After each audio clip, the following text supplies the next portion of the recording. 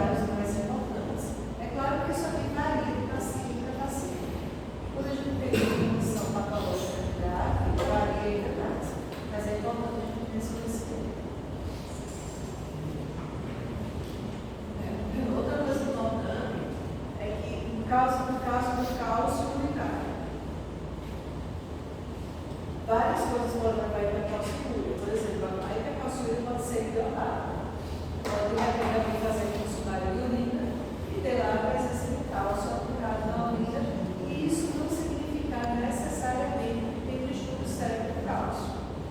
No caso de questão de hemoglobina, é fácil a gente detectar isso. O que pega aí é o exame de emergência. Você não tem parâmetro anterior para saber se é idiopático ou não é idiopático. Aí o que vai lhe dar um nome é você inserir naturalmente comparando com o vírus sério.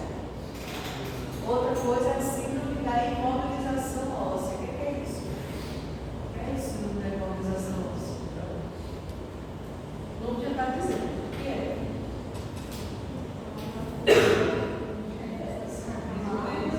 Pacientes acamados que ficam muito tempo e depende do tempo, muito tempo acamado, às vezes menos do que isso, se for idoso principalmente. Fica muito tempo acamado, ou é acamado, ou está acamado por alguma condição. Então, com o passar do tempo, a gente conversa com a alteração de cálcio e em virtude dessa síndrome da imobilização. Não é porque a clorograma não é respiratório, é a dor que a gente faz.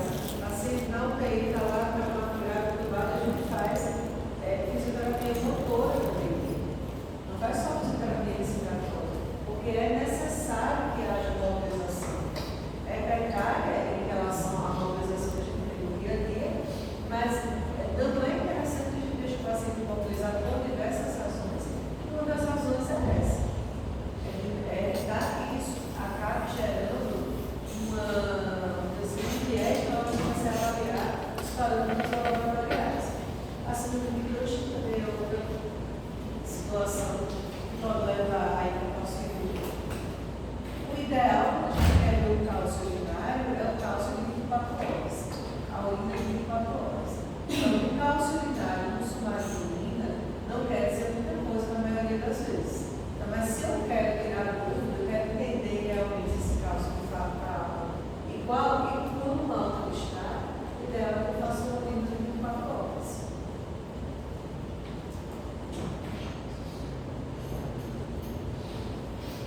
Já com relação ao fosfato, vocês viram que o metabolismo do cálcio e do fosfato é juntos.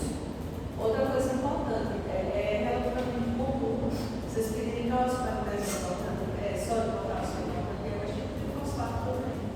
Então é importante, o fosfato tem um líquido de urno também. Tá? Então a carga e a dor dos valores podem dobrar em relação aos valores da urina. Isso não é pouco. Na hora que você interpretar um exame teste que dobra fisiologicamente, ele pode mascarar, pode estar baixo, você de repente achar que normalizou dependendo do nível, do quanto baixo ele está para o. Outra coisa, dieta, outra coisa que pode influenciar, dieta rica em fosfato, pobre em cálcio, vai influenciar em fosfato. Disfunção renal, pode aumentar o fosfato também.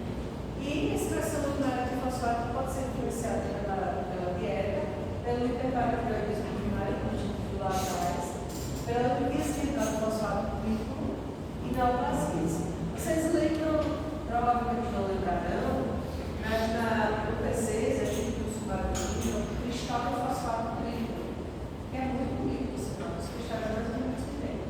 Quanto mais cristal de fosfato líquido a gente tem formado ali no sumário, aparecendo no sumário líquido, mais isso indica que eu vou ter uma expressão urinária exacerbada do fosfato. Com relação ao paratormônio,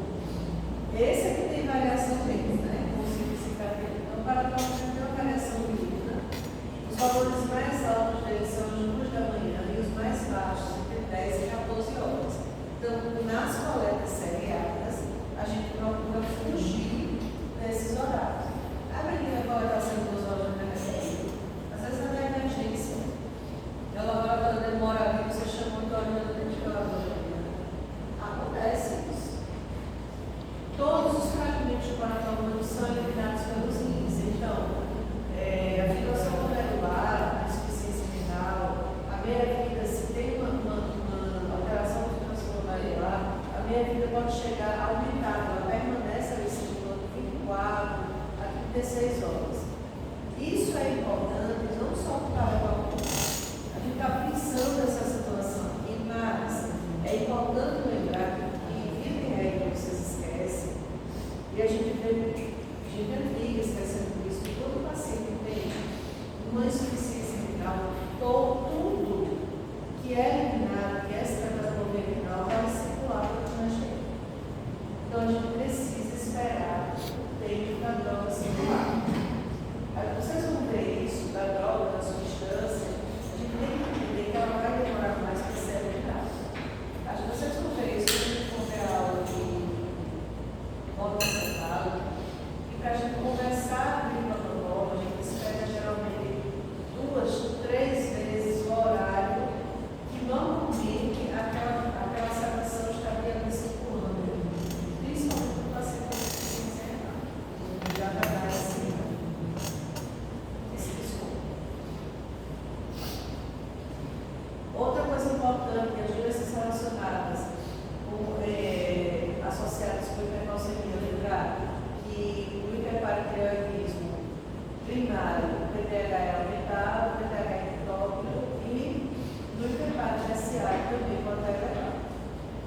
Eles estão elevados em muitos casos de hipocalcemia verdadeira. O que a gente chama de hipocalcemia verdadeira? É quando a gente corrige o cálcio e de fato o cálcio está baixo. Isso aí é hipocalcemia verdadeira. Então, a nossa falácia, deficiência de vitamina D, que hoje em dia está muito na moda. Vitamina D e zinco estão muito na moda. E seu hiperparatireoidismo também, deficiência congênita de resposta renal, e lembrar que o ideal é que as amostras sejam colhidas pela manhã, em jejum de 7 a 8 horas, sem uso de anticoagulantes. Isso às vezes é bem difícil, então o paciente está, por exemplo, internado numa UTI, com a dieta literal 24 horas, e usando enoxaparina, por exemplo, profilático, que é rotina. Então, dosar o paratormônio nessa circunstância aí requer que a gente pare a pause a dieta para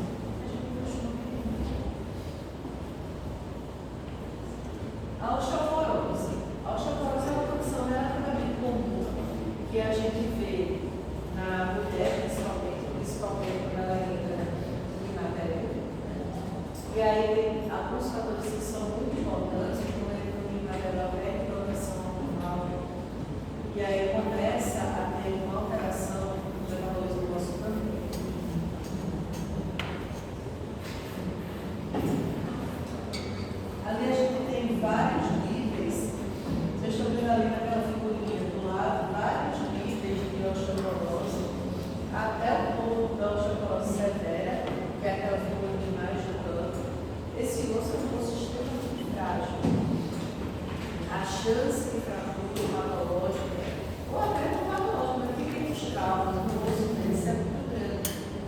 Outro dia eu conversando com uma paciente que estava na UTI, por outra razão, e aí eu achei muito engraçado que ela disse assim, engraçado né, entre aspas, que ela disse assim, que achava patológica, e além disso ela levou uma complicação que estava na UTI. E aí ela é indignada porque disse que fazia tudo certo, que fazia atividade física, que não era sedentária, e não achava que os nossos dela estivessem tão graves. E aí a gente tem uma orientação importante para dar para os nossos pacientes, que é qualquer atividade física que atua melhorando, aumentando a função dos osteoblastos. Por exemplo, uma caminhada todo dia vai resolver? Não vai? Pilates, o pessoal gosta muito de recomendar. Depende da intensidade do Pilates. De todos os exercícios, o que é que são mais acessíveis à população? O que é que mais vai melhorar as coisas? A musculação. Adianta chegar lá, eu vejo muito isso. O pessoal, tem muita gente que está na academia e já tem mais sensibilidade, se você ver. Aí chega lá, porque é incomoda. Musculação para quem não gosta, para quem gosta, é mais fácil.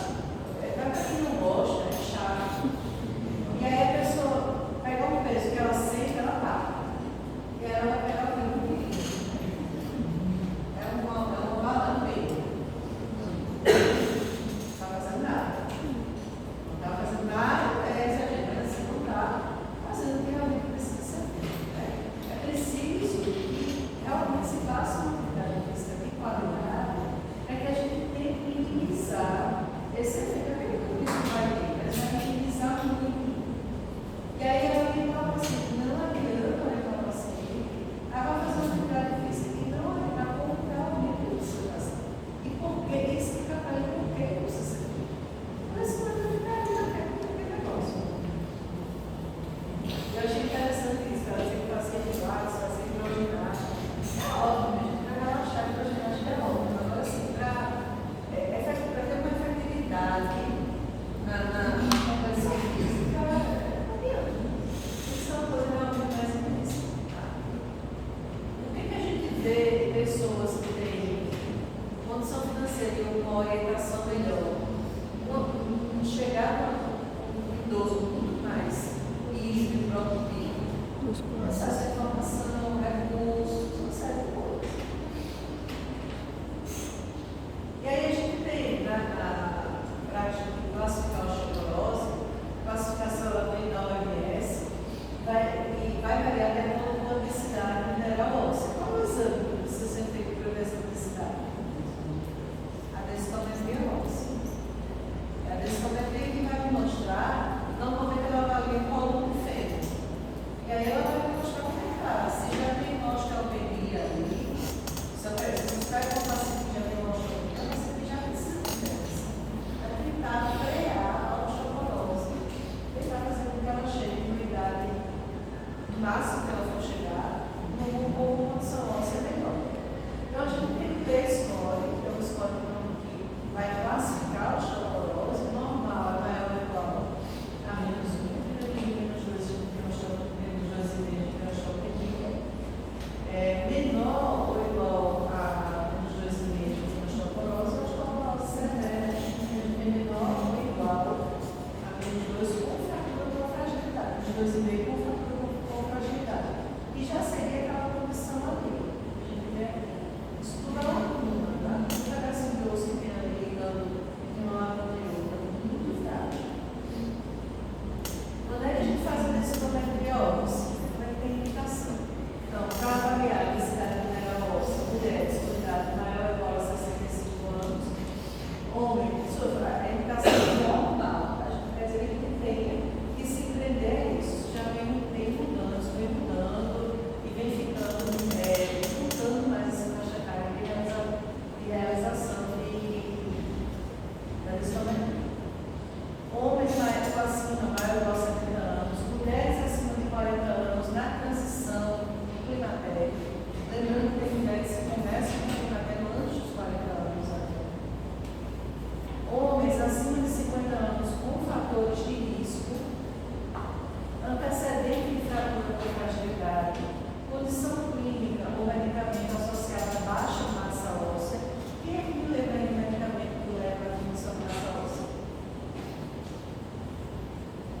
Corticoide.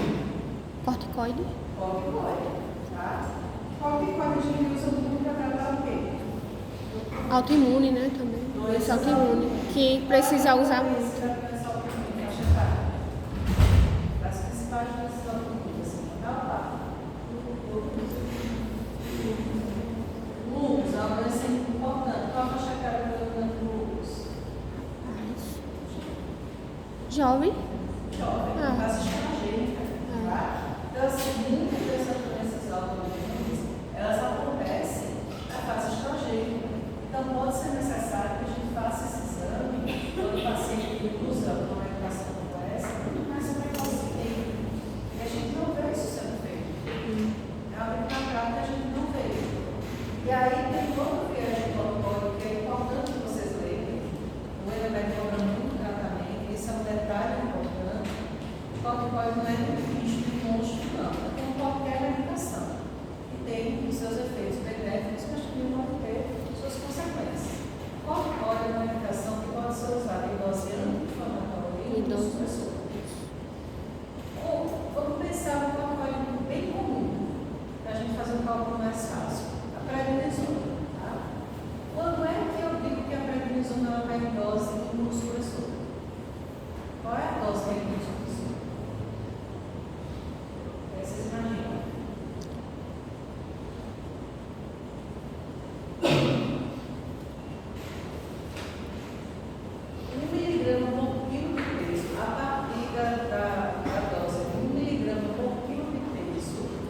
Uma dose imunossupressora.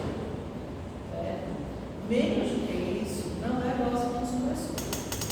Ou, se eu uso, por exemplo, às vezes eu começo a usar uma PTI, aí dentro uma dose imunossupressora, até chegar a tirar uma dose mínima para manter o paciente, para manter aquela paciente estável. Tá? Eu não tenho mais ali naquele momento a dose imunossupressora, mas eu já imunossuprimido muito bem. Então, isso precisa ser monitorizado. A suprarrenal também? A suprarrenal Por isso que ele fala desmame. Outra forma de imunossuprimir é a imunossuterapia. Eu pego o paciente, levo ele para o hospital por alguma razão e faço uma imunossuterapia que deve ser com prednisolona, com dexamethasona, prednisolona, 2, 3 dias de doses altas. Ou seja, é a dose alta que torna o corticoide imunossupressor. A dose alta tem que uso. Dose baixa, tem um ponto de uso, ele está agindo ali na dose inflamatória.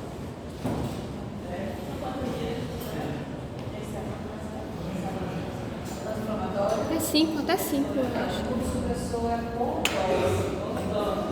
Se hoje, eu consigo dizer. Se hoje eu começar se eu fizer 3 comprimidos de 20 miligramas para você por dia, você já a partir de hoje já está na dose imunossupressora. Mas é a partir de hoje que essa avaliação você vai responder? Não, ela não tem. Mas a partir de hoje você já está na dose imunossupressora. Ou se você não for ali, vou fazer uma busca aqui, treinar você fazer uma dose alta aqui, 3, 4 dias de uma dose alta já é imunossupressora.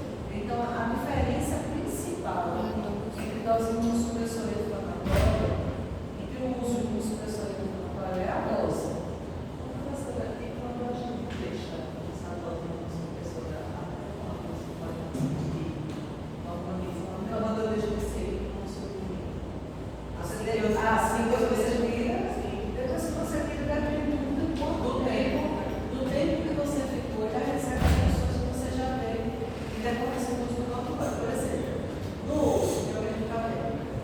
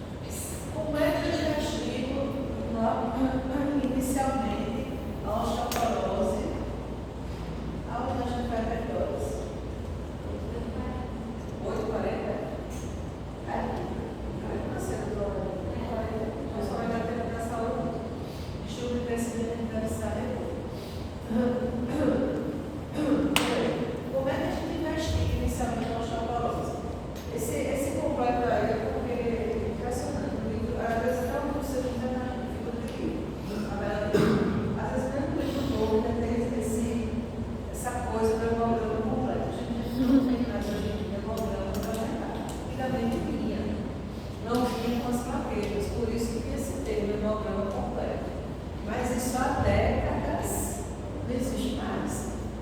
Então, esse é um erro de informação, você não tem uma momento, mas enfim, o hemograma faz parte da investigação da osteoporose. Por que o hemograma faz parte da investigação? Porque muitas doenças de base levam a operações de hemograma e, através dele, muitas vezes a gente consegue ter uma ideia do que é que está causando aquela osteoporose. Outra coisa é dosagem de cálcio, fósforo e fosfatase-alcalina. Não preciso dizer que vai ter que dosar mais de uma vez, tá? Teste de função tireoidiana, dosagem de vitamina D, a calcíumia de 24 horas, a creatinina, medicamento biológico, raio-x de coluna torácica voltar também ajuda. E ou exames específicos de acordo com a suspeita clínica. Então, esses são os exames iniciais, é o combo inicial que eu vou pedir para estudar com a osteoporose. Ah, mas a mulher é muito matéria, então a causa já está ali, óbvio, na minha frente. Será que está? Será que é só isso? A gente precisa entender se é só isso, que já vai outra coisa, ou se tem alguma outra associação. Dúvidas? Ok, gente? Não é um assunto difícil, não é um assunto que pega muito em prova, tá? O que mais vocês vão ver na prova, no caso da Emanuele, é a osteoporose e o hipertártaro, tá? E vocês entenderem esses mecanismos, de como é que acontece no mercado primário, secundário e terciário, não é da experiência da apreciação. Aquela tabelinha ali vai ajudar muito você a responder as questões. Tem alguma doença que a gente precisa focar mais pra cá? Osteoporose vai para o tireoidismo. O resto é super raro e mais difícil de ser cobrado. E então, as metástases. Mas aí, metástases, geralmente, quando cai em prova, é cobrando outras coisas. Não é cobrando essa questão da indicando fatura patológica, é mais assim. Certo? Semana que vem, doença neuromuscular. E vamos ver se a gente consegue juntar com distúrbio do crescimento. Para a gente poder ficar certinho no valor. Se a gente não conseguir juntar, aí eu vou marcar uma reposição. Vai ser também os dois? Vai ser pré-teste, pós-teste, caso São dois temas?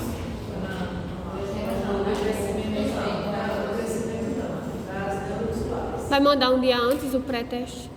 Tá. Neuromuscular, a gente tem